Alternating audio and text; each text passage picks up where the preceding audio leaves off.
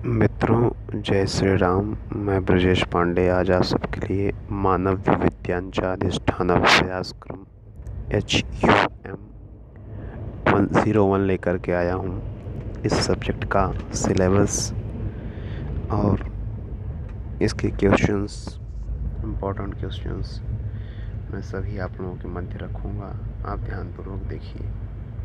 तो ये जो बुक है, इसमें 2 पुस्तकें हैं, जिसमें कि पहला है मानवीय विद्या व ललित कलांचा परिचय, पुस्तक 2 प्रयोगाधिष्ठित व यंत्राधिष्ठित कला। एक कार्य पुस्तक भी है जो कि आपको केवल रिवीजन के लिए दी जाती है। ठीक है, चलिए अब आगे बढ़ते हैं।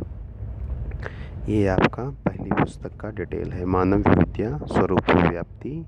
एक क्वेश्चन इससे पक्का आता है, मैं आगे के वीडियो में बताऊंगा। 2017 का पेपर मेरे पास आ गया है, 2 पेपर हैं 2017 के, मैं आपको दिखा देता हूँ। साहित्य क्या है और साहित्य के बिना इंसान का जीवन कसा आहे हे आम्हाला सांगावं लागेल. चित्रकला काय आहे आणि चित्रकलामध्ये शिल्पकलांचे स्थान काय आहे ते पण आम्हाला सांगावं लागेल. आणि वास्तुकला म्हणजे जे शैली आहे, मंदिरांची शैली, ग्रहांची शैली, ते शैली वास्तुकला म्हणतात. आणि पहिली पुस्तक होती हे, आणि पुस्तक 2 मध्ये हे आहे संगीत, नृत्य, नाट्य आणि चित्रपट आम्हाला माहिती आहे. हे जे मूवी आहे ते. संगीत आम्हाला माहिती, नृत्य आणि नाट्य मतलब नाटक जे आहे.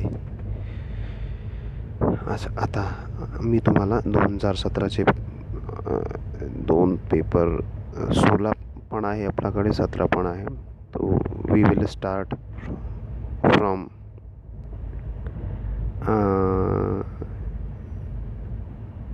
हे बघा, we'll start from 2016 and then we'll go to 2017. ये 2016 का पेपर है, 15 मई को हुआ था. सेम मार्किंग सिस्टम, 80 मार्क हैं, 4 क्वेश्चन हैं. तो पहले आया था तत्व ज्ञान मतलब क्या होता है, वो लिख करके आप बताइए. पहला क्वेश्चन था. दूसरा क्या है,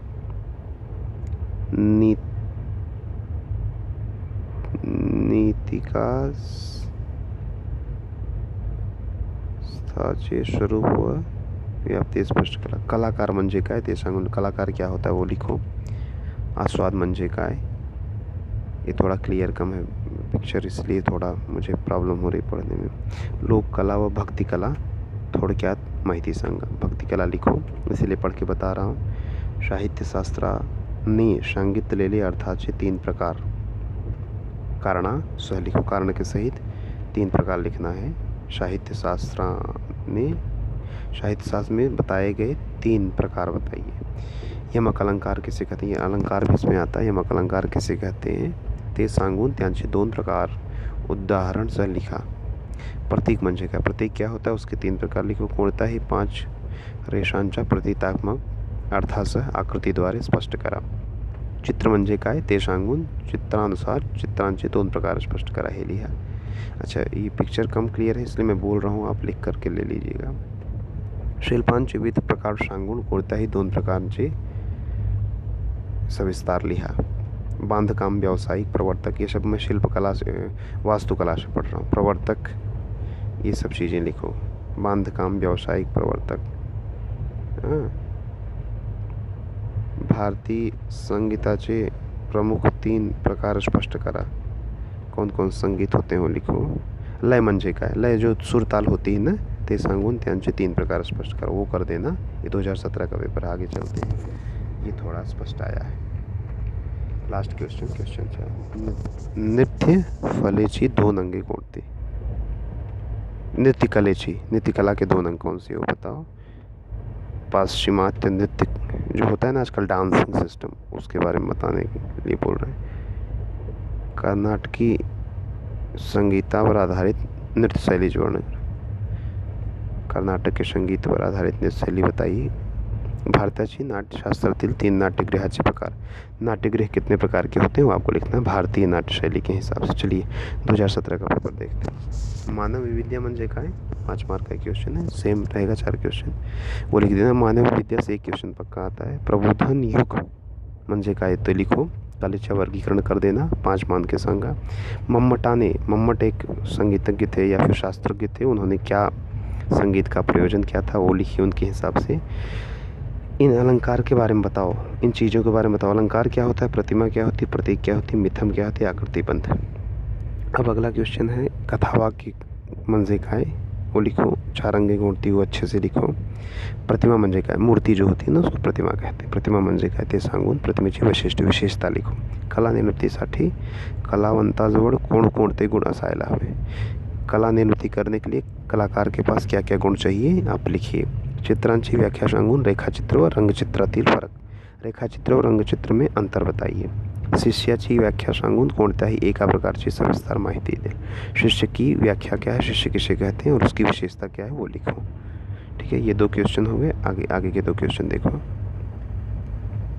ये मैं 2017 के क्वेश्चंस बता रहा हूँ। ठीक है, अब ये बाकी 2017 का आगे और एक 2017 क्वेश्चन बताऊँगा। वास्तु निर्मिती कामात सहभागी असलेल्या व्यवसायांची यादी सविस्तर, मतलब वास्तु निर्मिती में कौन कौन से लोग सहभागी हैं वो लिखिए। शिल्पकला और वास्तुकला ये 100% आता है इन दोनों में से।